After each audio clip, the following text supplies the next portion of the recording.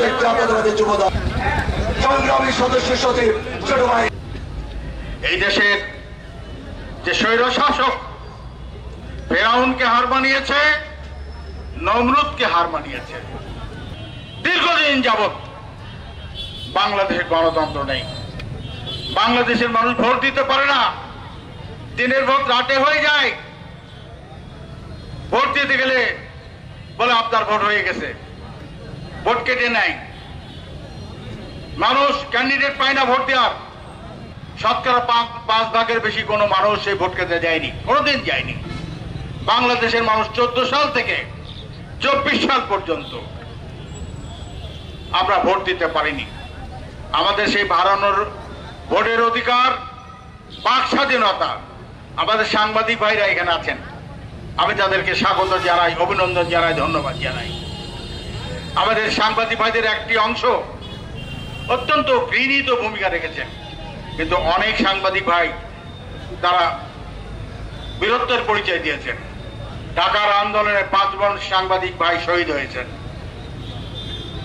আর বিশেষ করে এই আন্দোলনকে সফলতার জন্য, আন্দোলনকে ত্বরান্বিত করার জন্য আমাদের যে অনলাইনে সাংবাদিক ভাইরা যে ভূমিকা রেখেছে অবিস্মরণীয়, তারাই আন্দোলনকে চূড়ান্ত পর্যায়ে নিয়ে আসছে।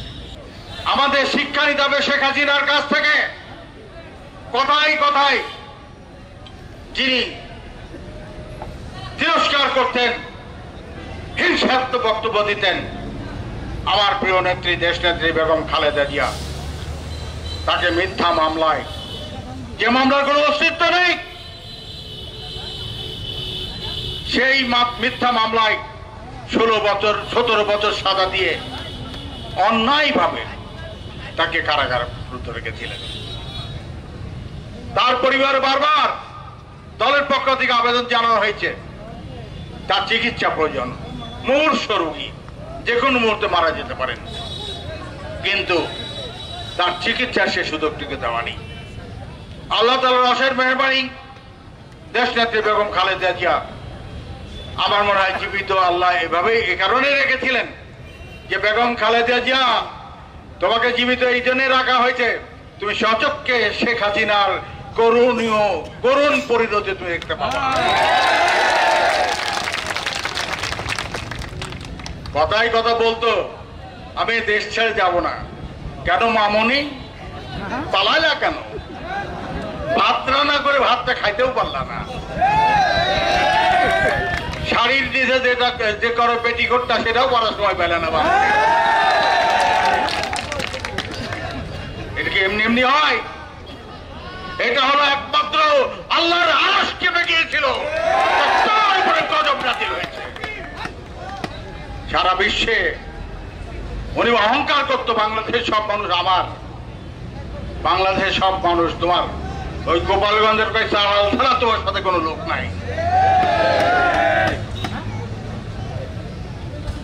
যে ভাত খাওয়ার সুযোগ পায় না, তাকে সেই সেনাপ্রধানের কাছে আবেদন করছিল, আমাকে 2 ঘন্টা সময় দেন। যদি সেনাবাহিনী প্রধান বলতে যদি আপনি মরতে চান তাহলে থাকেন, আর যদি বাঁচতে চান আপনার 45 মিনিট সময় দিলাম, তাড়াতাড়ি আপনি ওঠেন। আর কি মজা! 5-6 জন করেছিল আগরতলা, উনিও চলে গেল, ওনার হেলিকপ্টার চলে গেল আগরতলা। আগরতলার সাথে কি মহব্বত, শেখ পরিবারতে কি মহব্বত আগরতলার সাথে। আর তারা এই দেশের প্রতি মায়া নাই। তাদের দেশ হলো ভারত। সেখানে আশ্রয় নিয়ে সেখানে বলল যে বাংলাদেশে আমার হিন্দু ভাইদেরকে নাকি আমরা ঢালাওভাবে হত্যা করে চলেছি। প্রিয় সাংবাদিক ভাইরা, আমার মিরপুর বেড়াপাড়ায় কয়টা হিন্দুর বাড়ি আক্রমণ হয়েছে, কয়টা মন্দির আক্রমণ করে ভাঙচুর করা হয়েছে, আপনারা দয়া করে যে তথ্যটা আমাকে দেন, আমি বাধিত থাকবো। আমি অনেক হিন্দু ভাইকে জিজ্ঞেস করেছি যে আপনাদের কোনো ক্ষতি হয়েছে? বলে না বাবা, আমাদের ক্ষতি হয়নি। আমরা বরং চেষ্টা করেছি আমাদের দলের নেতা কর্মীদেরকে, আমার দলের ভারপ্রাপ্ত চেয়ারম্যান জনাব তারেক রহমান প্রথমেই বলেছে, এই পরিবর্তন হলো আমরা ওই জালেম হাসিনার কাছ থেকে আমরা শিক্ষা নেব। যে মানুষের উপর অত্যাচার নির্যাতন করলে আল্লাহর তরফ থেকে কি করণীয়, তার পরিণতি যে কি হয় আমরা লক্ষ্য করেছি।